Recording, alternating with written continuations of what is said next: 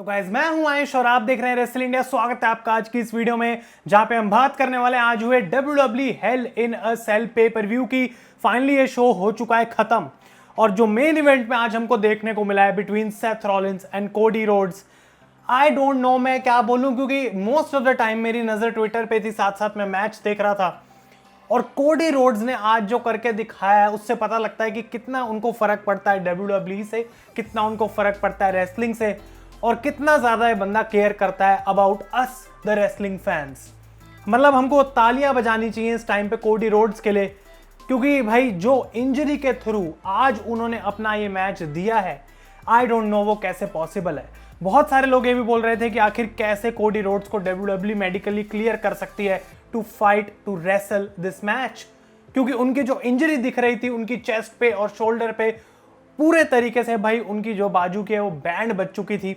और ton pectoral muscle एक ऐसी इंजरी है जिसमें कोई राइट नहीं है किसी रेसलर को कंपीट करने का। इट इज दैट पेनफुल और सारा जो आपका ब्लड का फ्लो है वो रुक जाता है, जिसकी वजह से कोडी रोड्स की जो चेस्ट है वो हमको इतनी ज्यादा रेड लग रही थी और वो एक बड़ा सा जो चोट का निशान है वो उनकी चेस्ट और बाजू पे था। I don't know what to say, this man is a legend. और कोडी रोड्स की जो परफॉर्मेंस आज सेथ रॉलिंस के साथ उस इंजरी के through he gave a classic match.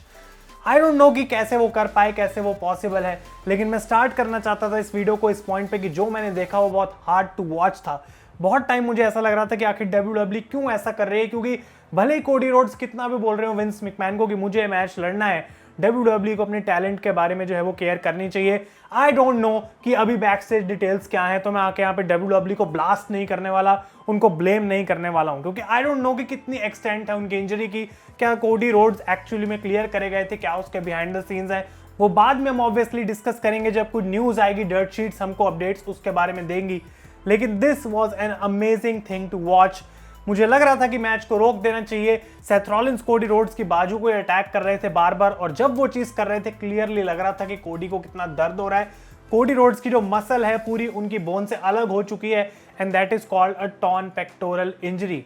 और WWE ने पेपर व्यू से पहले जबकि ये एक्नॉलेज किया था कि कोडी को इंजरी हो गई है और उन्होंने वेट उठाते समय जो है अपने आप को इंजर्ड कर लिया था जिम के अंदर, और इसकी वजह से उनको अब ये इंजरी है, लेकिन उन्होंने साथ साथ ये भी बोला कि कोडी अभी 100% नहीं है, पर वो अपने मैच के अंदर जरूर कंपीट करेगा। He still wants to do the Hell in a Cell match. और उसके बावजूद जो हमें मैच देखने को मिला, इट वाज समथिंग गाइस जो कि WWE की हिस्ट्री में जाएगा। मतलब मुझे ऐसा लग रहा है कि ब्रे वायत का अगर यहाँ पे रिटर्न होना भी था तो शायद WWE ने कैंसिल कर दिया, because this was something different. तो हम बात करेंगे इस मैच की, लेकिन साथ के साथ हम बात करेंगे पूरे पेपर व्यू की। तो मैं ऑर्डर में चलना चाहता हूँ, वो मैं खराब नहीं करूंगा। आप वीडियो को जरूर एंड तक देखते रहें, अपने ओपिनियंस बताएं मुझे, और कमेंट्स में मैं जानना चाहूंगा आप लोगों के क्या थॉट्स है हेल इन अ सेल के बारे में, क्योंकि एक बार फिर से कार्ड इसका काफी मंडे नाइट रॉ की तरफ से डोमिनेटेड था। सिर्फ एक मैच था स्मैकडाउन की साइड से। रेसलिंग वाइज शिकागो जैसी सिटी में हमेशा परफॉर्म करना काफी इंपॉर्टेंट रहता है, और WWE ने उस चीज की आज डेफिनेटली टेक केयर करी है। तो ये स्टार्ट होता है शो फर्स्ट मैच से for the Raw women's championship, Bianca Belair, Asuka and Becky Lynch. And to be honest, मैंने आपको बोला था प्रेडिक्शंस में कि कुछ खास मेरा इस मैच में इंटरेस्ट नहीं है, क्योंकि आई नो कि कौन जीतने वाला है और मतलब फ्यूड में उतना कोई मजा नहीं आया है। लेकिन रेसलिंग मैच अगर मैं बोलूं ये अच्छा नहीं था तो मैं अपने आप को भाई बेवकूफ समझूंगा, क्योंकि this was a fantastic match.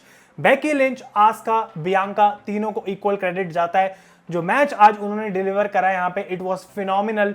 और ट्रिपल थ्रेट ओपनर के हिसाब से, वो भी एक ऐसी फ्यूड में जिसने कुछ खास इंप्रेस नहीं करा है।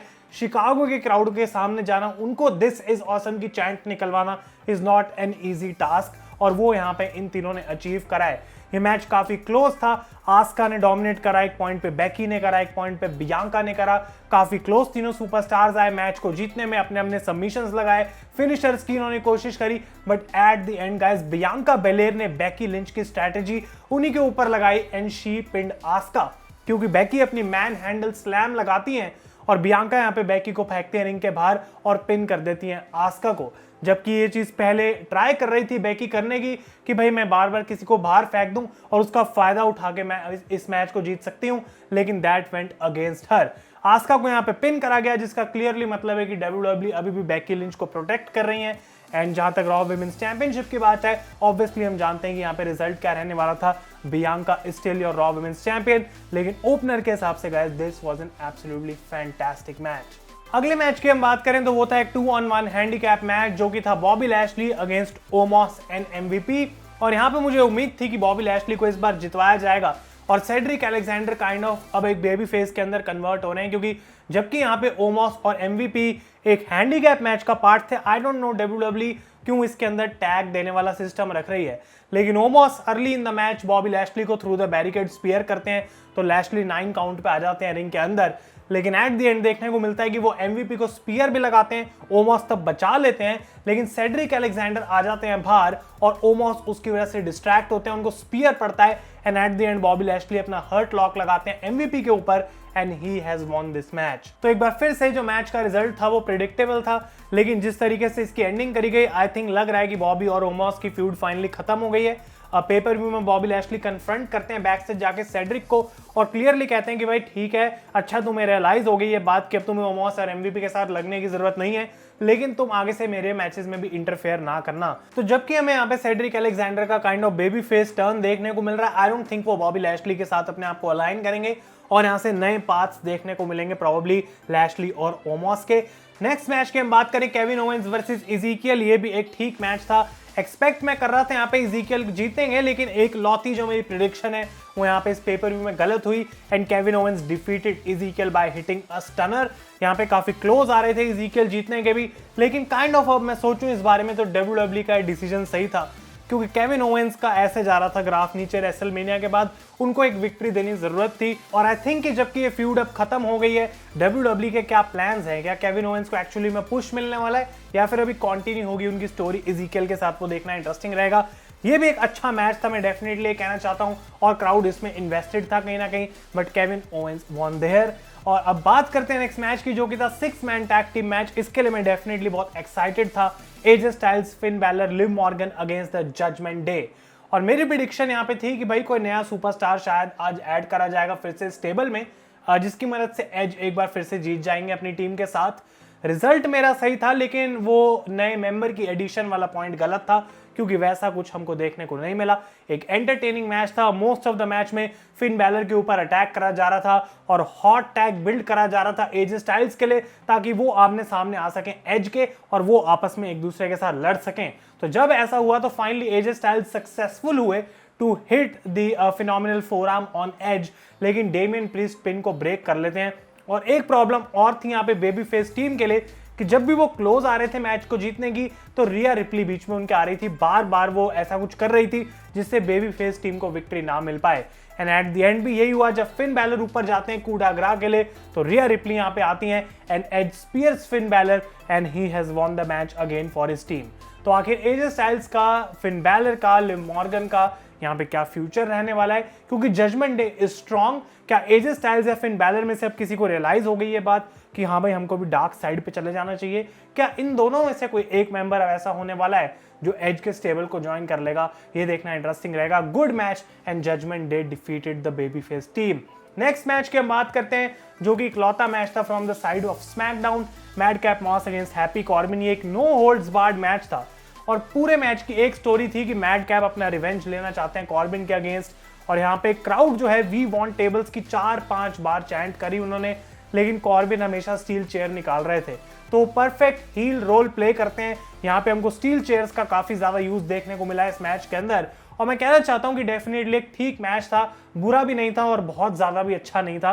और एट द एंड मैडकैप मॉस को जो अपना रिवेंज चाहिए था वो मिल गया, क्योंकि जबकि काफी क्लोज आ रहे थे कॉर्बिन फिर से जीतने के, उन्होंने बुरे तरीके से अटैक करा यहाँ पे स्टील चेयर से ऑन मैडकैप मॉस। लेकिन एट द एंड निकालते हैं यहाँ पे स्टील स्टेप्स, मैडकैप चेयर फंसाते हैं कॉर्बिन के नेक पे और स्टील स्टेप से अटैक करके उनको पिन कर देते हैं। और आई थिंक इस स्टोरी लाइन की भी मैं बात करूं तो अपने सेपरेट वेज ये दोनों सुपरस्टार जाने वाले हैं एंड आई थिंक स्टैंप लग चुकी है। कॉर्बिन और मैडकैप की स्टोरी का एंड हो चुका है and I think it's better कि दोनों को कुछ अब फ्रेश दिया जाए। इंटरेस्टिंग रहेगा देखना गाइज, लेकिन मैं इसको एक कंप्लीशन ऑफ स्टोरी मानता हूं। नेक्स्ट हम बात करें तो यूनाइटेड स्टेट्स चैंपियनशिप का match, theory against the home town hero Mustafa Ali. उनको काफी ज्यादा चीयर हो रही थी, क्राउड उनको ऑब्वियसली सपोर्ट कर रहा था, क्योंकि स्पेशली माइक रोम ने मेंशन करा था अनाउंस करते समय कि he is in his home town. तो अली ने यहाँ पे काफी कमाल का मैच दिया। Again this was a fantastic wrestling match. ऐसे अगर यूनाइटेड स्टेट्स चैंपियनशिप डिफेंड होती रहेगी तो ऑब्वियसली टाइटल की क्रेडिबिलिटी बढ़ेगी। क्या यहाँ पे थ्योरी के जीतने से और रिटेन करने से मुझे कोई शॉक लगा? ऑब्वियसली नहीं, क्योंकि वो एक्सपेक्टेड था, भले ही मुस्तफा अली अपने होम टाउन में लड़ रहे हो। तो वो क्लोज आए, लेकिन उन्होंने एक 450 स्प्लैश लगाने की कोशिश करी जो कि मिस हुई, और उसके बाद 8 टाउन डाउन फिनिशर लगाया थ्योरी ने और पिन कर देते हैं यहाँ पे वो मुस्तफा अली को। अ गुड मैच, और ऐसे ही आई थिंक यहाँ पे इसको बिल्ड करते रहना पड़ेगा। और एक और पॉइंट यहाँ पे, मोस्ट इंपॉर्टेंट पॉइंट ये था कि मुस्तफा अली ने मैच में एक STF लगाई थी ऑन ऑस्टिन थ्योरी। क्या वो एक हिंट था कि एक्चुअली में जॉन सीना वापस आने वाले हैं? क्या वो एक ईस्टर एग था? क्योंकि रूमर्स आ रहे हैं बहुत सारे सीना के रिटर्न के। देखते हैं गाइस कि WWE उसको कैसे बिल्ड करती है। और फाइनली हम बात करते हैं उस मैच की जिसके बारे में मैंने आपको थोड़ा बताया वीडियो के स्टार्ट में। Cody Rhodes versus Seth Rollins Hell in a Cell match. Seth Rollins Dusty Rhodes की तरह तैयार होकर आए थे, तो वो अपना हील रोल परफेक्टली प्ले कर रहे थे। कोडी रोड्स पूरे समय अपनी जैकेट पहन के रख रहे थे, उन्होंने अपनी एंट्री करी, लेकिन फाइनली बेल बजने के बाद जब उन्होंने अपनी जैकेट उतार के रिवील करा अपनी इंजरी को, तो लोग कुछ टाइम के लिए शॉक रह गए। ऑडियंस बिल्कुल शांत हो गई कुछ टाइम के लिए, क्योंकि उनकी नजर बार बार जा रही थी कोडी की इंजरी पे, और थॉट्स गोल गोल घूम रहे थे कि भाई आखिर यहाँ पे चल क्या रहा है। तो देखना मुश्किल था। डेफिनेटली आई थिंक आप लोग इस बात से एग्री करेंगे। और सेथ रॉलिंस इस इंजरी का इनफैक्ट फायदा उठाते हैं, उस पर काफी ज्यादा उन्होंने अटैक करा है कैंडो स्टिक से। तो रॉलिंस को यहाँ पे ऑब्वियसली हील की तरह अभी भी बुक करा गया। मुझे नहीं पता कि कोडी रोड्स कितने ज्यादा पेन में उस टाइम पे थे, और अगर लोग बोल रहे हैं कि वो मेकअप है, रियल इंजरी नहीं है, then you are stupid, because उनकी बाजू देख के पता लग रहा है भाई कितनी ज्यादा वो स्वोलन है, and he had this big bruise on his body, जो कि भाई ऑब्वियसली देखने में अच्छा नहीं लग रहा था। लेकिन यहाँ पे कोडी रोड्स ऑफर करते हैं सेथ रॉलिंस को एक बुल रोप निकाल के, जो कि फिर से एक ट्रिब्यूट था रोड्स फैमिली के लिए कि हम अपना एक हाथ बांध लेते हैं ताकि थोड़ा इवन हो सके। तो सेथ रॉलिंस ने जबकि इसको एक्सेप्ट करा, कुछ टाइम बाद कोडी रोड्स को ही जो है उन्होंने उससे अटैक भी करा। कोडी को थोड़ा सा मोमेंटम मिला मैच में यहाँ पे, लेकिन सेथ रॉलिंस एक बार फिर से यहाँ पे कंट्रोल में आ गए थे। और इसके बाद स्टार्ट होती है थैंक यू रॉलिंस की चैंट, जब एक्चुअली में फाइनली शिकागो के क्राउड को यहाँ पे टेबल देखने को मिली, और रॉलिंस ने जो क्राउड को चाहिए था वो उनको दिया, और वो टेबल के थ्रू एक फ्रॉग स्प्लैश लगाने की कोशिश करते हैं, बट हट जाते हैं रास्ते से यहाँ पे कोडी रोड्स। तो यहाँ पे kick out fest kind of start हो गई थी, क्योंकि फिर सेकंड टाइम टेबल के थ्रू कोडी रोड्स गए, जब एक पावर बॉम्ब दिया रॉलिंस ने कोडी को, एंड दैट वाज इनसेन। भाई आखिर कैसे कोडी रोड्स उस चीज को यहाँ पे सहन कर सकते हैं?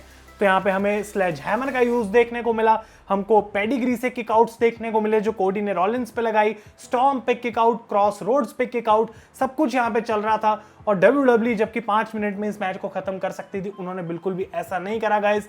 एंड एट द एंड देखने को मिलता है कि रॉलिंस जब जाते हैं अपने स्लेज हैमर को लेके, कोडी रोड्स लगाते हैं एक क्रॉस रोड, दूसरा क्रॉस रोड्स, और फिर फाइनली वो स्लेज हैमर से अटैक करते हैं रॉलिंस को, एंड ही डिफीट्स हिम 3-0। और आई नो कि लोग बोलेंगे कि सेथ रॉलिंस को आखिर फिर से क्यों WWE ने हरा दिया, वो चीज हमने डिस्कस करी थी प्रेडिक्शंस में कि ऐसा ही होने वाला है, तो आई एम नॉट सरप्राइज्ड। लेकिन सबसे बड़ा क्वेश्चन मार्क अब ये है कि कोडी रोड्स की इंजरी कितनी सीरियस है, फॉर हाउ लॉन्ग विल कोडी बी आउट, क्योंकि डेफिनेटली वो इंजरी के बाद उनको सर्जरी की जरूरत है, और कितना ज्यादा उनको टाइम लग सकता है to heal up, I don't know. वैसी एक इंजरी हमने रिसेंटली ट्रिपल एच के ऊपर देखी थी, और guys it is not easy to recover from that. तो ये था आपका हेल इन अ सेल का रिव्यू गाइस। अपने ओपिनियंस बताएं मुझे कमेंट्स में, कैसा आपको ये पेपर व्यू लगा, कौन सा मैच बेस्ट था, कौन सा मैच वर्स्ट था, और कोडी रोड्स पे आपके क्या थॉट्स हैं। व्हाट एन अमेजिंग परफॉर्मेंस, एक बार फिर से we would clap for this guy. और भाई अगर वो हमारे रेसलिंग फैंस के लिए इतना कुछ कर सकते हैं, we have to give this passion back to these guys. और कितना कमाल ये मुझे लगा देख के गाइज, मैं आपको नहीं बता सकता हूँ। Thank you so much for watching this video. Podcast भी आएगा हेल इन अ सेल के ऊपर, स्टे ट्यून्ड फॉर दैट। तब तक के लिए मैं हूं आयुष और आप देख रहे हैं रेसल इंडिया।